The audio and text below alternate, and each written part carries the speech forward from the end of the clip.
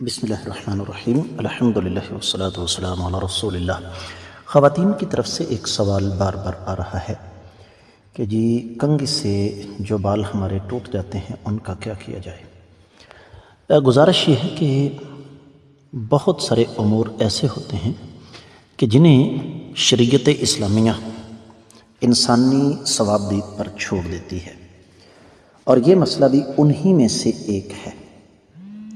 شریعت ہمیں بالوں کے سلسلے میں کچھ بنیادی باتیں سمجھاتی ہے۔ مثال کے طور پر بال یہ عورت کی زیب و زینت ہیں، اور بہت سارے فتنہ ساز لوگ انہیں عورت کے بالوں کو دیکھ کر یہ اشتیاق پیدا ہوتا ہے ان کے دل میں کہ وہ ایسی عورت کا تعاقب کریں یا اس سے ملیں یا اس سے واقفیت نکالیں، لہذا انہیں چھپانے کا حکم ہے۔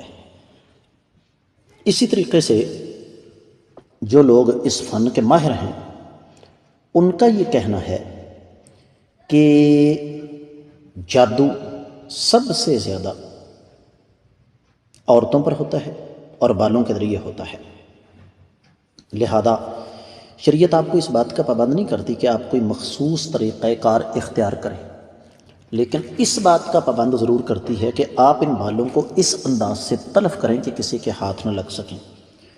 اس کے لیے آپ ان کو محفوظ طریقے سے جلا دیں، آپ ان کو دفن کر دیں، آپ ان کو کسی ایسی جگہ پھینک دیں جہاں کسی کے ہاتھ نہ لگ سکیں۔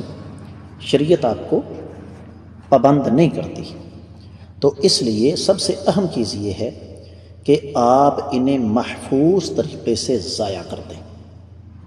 کیسے کرنا ہے یہ آپ کی ثوابدید پر ہے۔ امید ہے کہ انشاءاللہ آپ کو سمجھ آ گئی ہوگی۔ واللہ تعالی اعلم۔